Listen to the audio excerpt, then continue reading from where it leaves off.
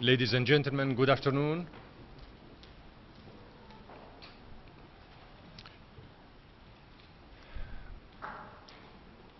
The evolving situation in Syria is going in the right direction. There is a positive trend on the ground, due mainly speaking to the government's commitment to fulfill the 6-point plan of Mr. Kofi Annan. However, we are still facing some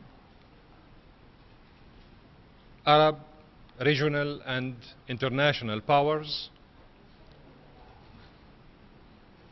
who are deploying huge efforts in order to topple and undermine the mission of the observers.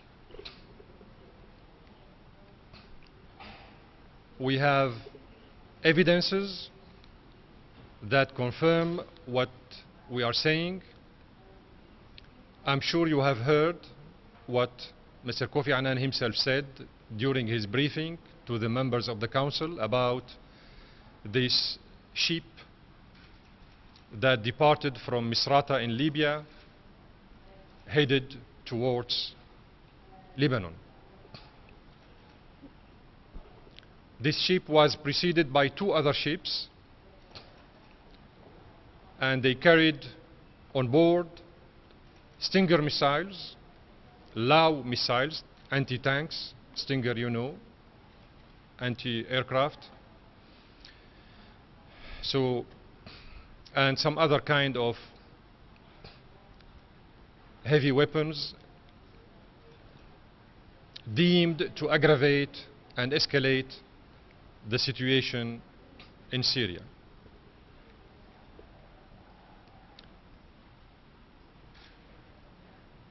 So the big problem now we are facing right now is the smuggling of weapons sponsored by some Arab and regional and international powers into Syria. These weapons are used, as you know, to commit and perpetrate further murders in the country against civilians as well as against military.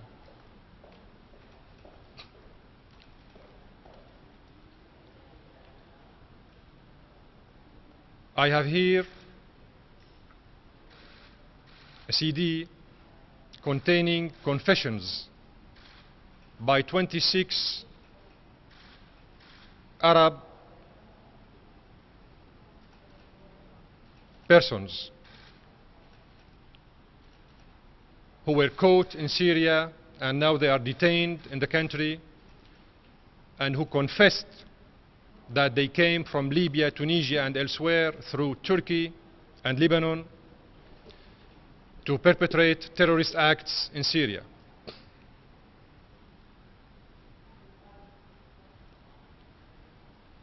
The security forces killed also 15 other members of these Salafist and Takfiri military groups, armed groups.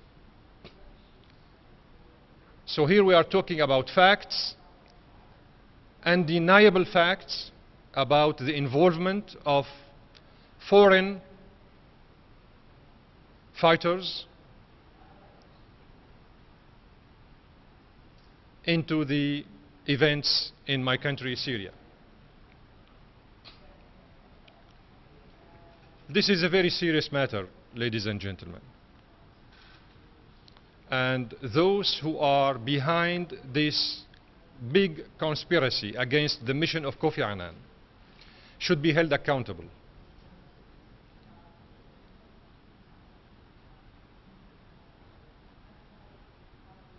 Those people, those terrorists who confessed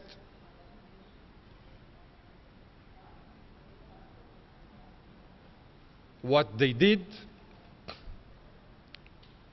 acknowledged also that they were encouraged by religious fatwa emanating from some sheikh or imams in some Arab countries.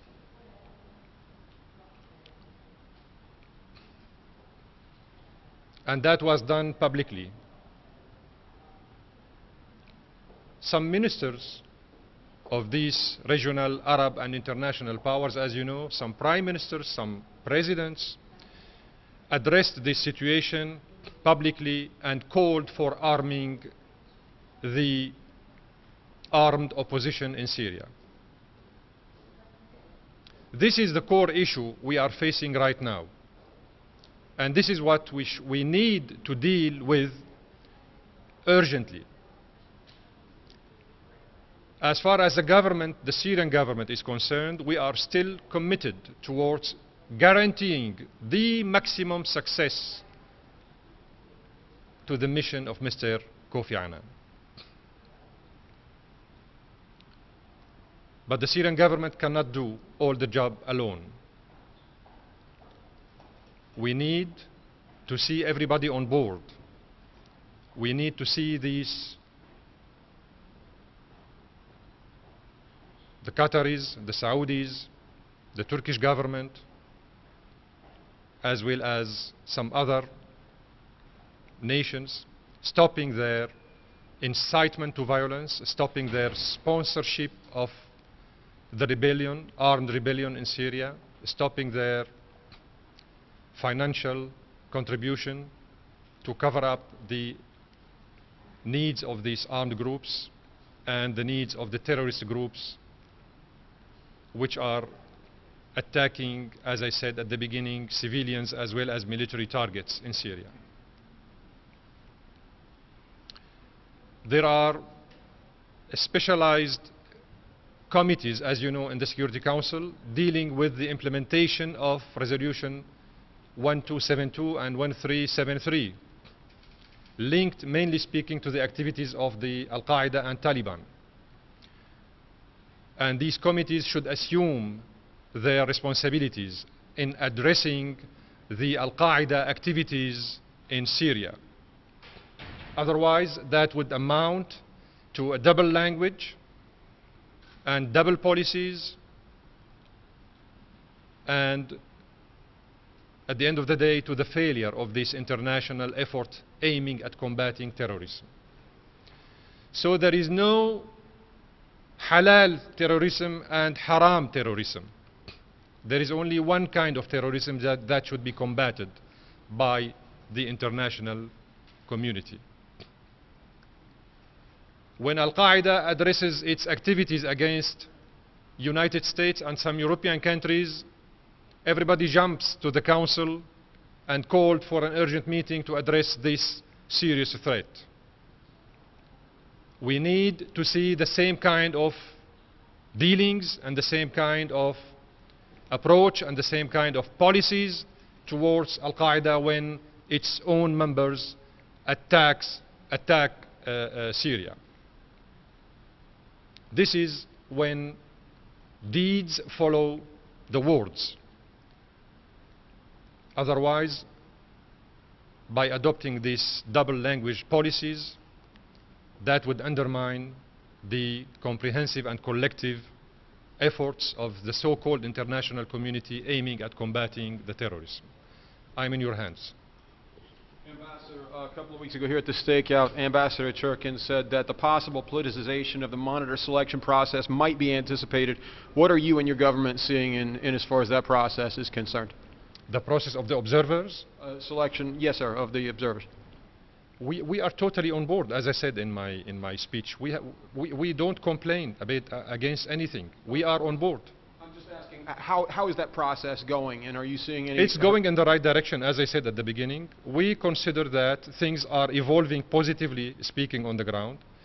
The size of violence has diminished noticeably. However, the quality of the crimes perpetrated by the armed groups is getting worse. Now we are witnessing suicide bombers, we are witnessing individual assassinations, and we are witnessing the use of roadside bombs, something that didn't happen in the previous phase. Yes.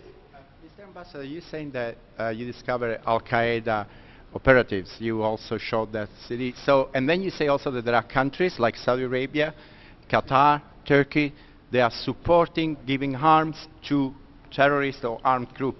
So are you saying practically that those countries and other countries that you didn't mention the names, but at this point I ask you, what are the other countries, if there are any European or United States, if they are actually giving arms or financing the operation of Al-Qaeda in Syria? These terrorists did not come into Syria by using parachutes. They came into Syria through the Syrian borders with the neighboring countries. And of course, these religious groups, Takfiris and Salafists, are sponsored by the same countries I made reference to. So it's not a secret anymore who is behind these groups. The sheikh who are giving orders and fatwa to these terrorists live in Qatar, Saudi Arabia, and in the area. They are not outside. There seems to be a growing difference between what Kofi Annan is saying and what Ban Ki-moon, the current Secretary General, is saying. He's speaking yesterday at the Atlantic Council in Washington. He said that President Assad might face the same fate as Gaddafi and Charles Taylor, for example. I wonder, what do you make of this statement by the Secretary General and of the difference between what he's saying and what Kofi Annan apparently was saying in his briefing? I met with the Secretary General about 10 days ago, and I urged him to engage, positively speaking, in supporting the mission of Kofi Annan in order to enable him to succeed. I also urged the Secretary General to have a positive approach towards what's going on in Syria.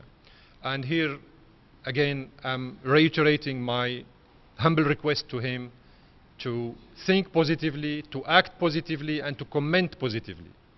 I would like to go back to the previous question to let you know also that Turkey is harboring some dissidents from the military as well as armed groups on its own territory. And these armed groups are infiltrating the Syrian-Turkish border every day, committing murders, crimes against the police and the security forces as well as against the army, and then they withdraw and they go back, they retrieve into the Turkish territory. So the Turkish government should be responsible on stopping this infiltration and preventing these armed groups from infiltrating the Syrian territory through the Turkish-Syrian border. We have facts, as I said. We have a lot of facts, and everything will be public on due time.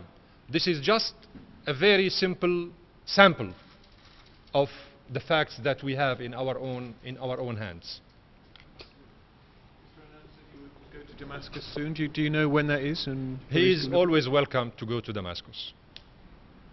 Thank you very much.